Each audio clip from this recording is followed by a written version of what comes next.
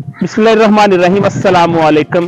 तुम दिए बादे मुखालफ से ना घबराया आकाब, तुम दिए बादे मुखालफ से ना घबराया आकाब। ये तो चलती है तुझे ऊंचा उड़ाने के लिए। आज के दिन 21 अप्रैल 1938 को मुफक्किर पाकिस्तान अल्लामा मोहम्मद इकबाल रहमतुल्लाह अलैह इस दुनिया फानी को छोड़ के चले गए, लेकिन उन्होंने हमें एक सोच दी, एक डायरेक्शन दी, एक ख्वाब दिया कि एक ऐसा मुल्क बने जिसमें हम आज़ादाना तौर पर रह सके। मुसलमान अपनी तमाम जितनी भी प्रैक्टिसेस हैं, रिलीजियस मजहबी प्रैक्टिसेस हैं, आज़ादाना तौर पर उसको परफॉर्म कर सके किसी किस्म के खौफ और डर के बगैर।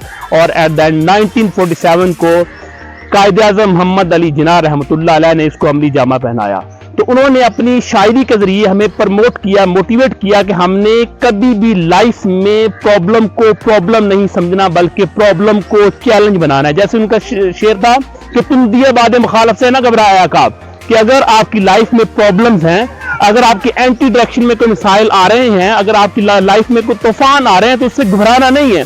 एक्चुअल में ये तो आपको ऊंचा उड़ाने के लिए, आपको प्रमोट करने के लिए, आपको मजबूत करने के लिए, आपको कामयाब करने के लिए आती है कि इंसान जब एक मुश्किल प्रोसेस से गुजरता है तो ऑटोमेटिकली उसके जिस्म के अंदर इम्यूनिटी डेवलप होती है, और उस इम्यूनिटी की बुनियाद के ऊपर वो आने वाले दीगर मसाइल को भी ब्रेवली, बहादुराना तौर पर उनको फेस करता है। तो आज 21 अप्रैल को हमने ये अहद करना है कि इकबाल के शेर को फॉलो करना है कि तुम दिए बादे मुखालफ से ना घबराया आकाब। ये तो चलती है तुझे ऊंचा उड़ाने के लिए। हमने स्ट्रगलिंग लाइफ गुजारनी है, एंटी डायरेक्शन में हमने पूरी कमिटमेंट दिखा के, फोर्स लगा के अपने आप को प्रमोट करना है, ताकि हम दुनिया के कामयाब सिटीजन बन सकें, पाकिस्तान दुनिया का एक तरक्की याफ्ता मुल्क बन सके। Thank you.